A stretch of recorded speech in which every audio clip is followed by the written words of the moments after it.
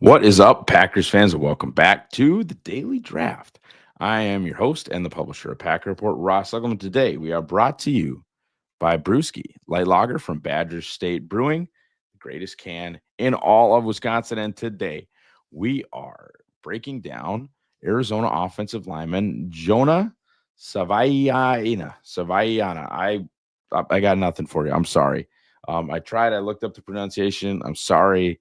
Jay Uso, I'm sorry. Dwayne The Rock Johnson, I'm sorry. Roman Reigns, I apologize to all of Samoa. Um, I, it's just too many vowels. I can't do it. Savaiinaea. I am trying. I am trying. Um, Pros. The young man, real big. My God in heaven. I think he is listed here at 6'5", 336. Unbelievable. I mean, just a massive man, massive man. It moves well for that size. We'll see. I'm really interested sometimes with these really, really big guys. Like, I'm very interested in what he's going to do um, at Indianapolis, because he's obviously going to get invited, and there's some certain like levels he needs to clear, even as a 335-pound man, for like just baseline stuff that you need to be able to do in the NFL.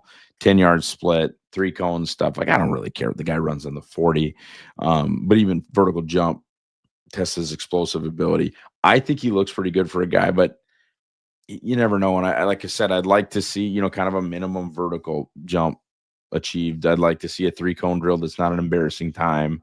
Unless you're going to be pretty much in like a Baltimore Ravens scheme, and they seem to be pretty good at tackle with Ronnie Stanley and um, uh, Daniel Faalele, with I think Roger Rosengarten too, or maybe Stanley's not even there anymore. But they've got a bunch of tackle bodies. Like, I don't think they need another dude. And this guy, to me, if you're going to play him at tackle, and we'll get to that, to me he screams, um, pin and pull, man scheme, power scheme. Um, if you're a Shanahan tree team like the Green Bay Packers, I'm going to play him at guard. Grades out extremely well as a pass blocker. And this is a player that played multiple positions across the offensive line. He's got some guard tape. He's got some tackle tape. Graded out well as a pass blocker. He gave up 8 sacks in 1,544 pass blocking snaps. He's got heavy hands. People kind of jolt when he hits them, whether it's in the run game or the pass protect game. I think you would assume that would be the case from a dude this big, but it's not always the way it is. And you can definitely see upper body strength, strong hands, good grip strength when he gets inside. Penalty numbers were fine, right? He's not constantly holding, but I mean, he's a guy that when he gets his hands inside and gets his hands in the proper position, you're not going anywhere. You're pretty well under his control. I like the way that he worked when he was uncovered. I like the way that he worked looking for work in pass protection. If he was the second combo guy or the backside cutoff guy, I thought he had a good awareness of that. When he's not the point of attack guy, and he's just so thick. I mean, just barrel chested, thick lower body, big arms. Like, this is a very, very large dude, and I think that I think he's got a real chance at the inside, and that's where we'll talk about a little bit in the cons, which that just has to do more with like your overall ceiling, upside, whatever you want to call it, per the league, per what the league normally wants. Folks, Badger State Brewing is hosting the ultimate draft week tailgate party right outside the draft perimeter. We're talking Wisconsin's best beers. They'll have an old-fashioned station set up. They're going to have 6 incredible food trucks, nightly local music, and special pop-up vendors and retailers from Wisconsin producers. Don't just watch history, experience it at Badger State Brewing. Take your crew, grab a brewski. We'll see you April 22nd through the 27th, just steps from that draft stage. Packers Fit, he breaks their Super XL rule. We talked about this a ton when I took Amarius Mims off their board, and 2 years ago, the Darnell Wright kid, and they just don't do this to tackle. 321 pounds in the last since Super Bowl 31, 321 pounds, and Derek Sherrod is the biggest tackle that they've taken in the top 100. And you could argue that Derek Sherrod might have ended up at guard. Like, their tackles are like 304 to 309 pounds. And that's their range. That's their sweet spot. And he's just way bigger than that. I think Green Bay won't take him without the intention of moving him inside to guard. And I think ultimately the Packers are unlikely to take him at all. They did just, though, take his teammate Jordan Morgan. Guys, buy the draft guide. Link below, link in the podcast description. Promo code DAILY for $1 off. We're going to do a great job. We're going to have a 7-round Packers mock draft. We're going to have the Packers big board. We are going to have scouting reports, I think, on 250 plus players.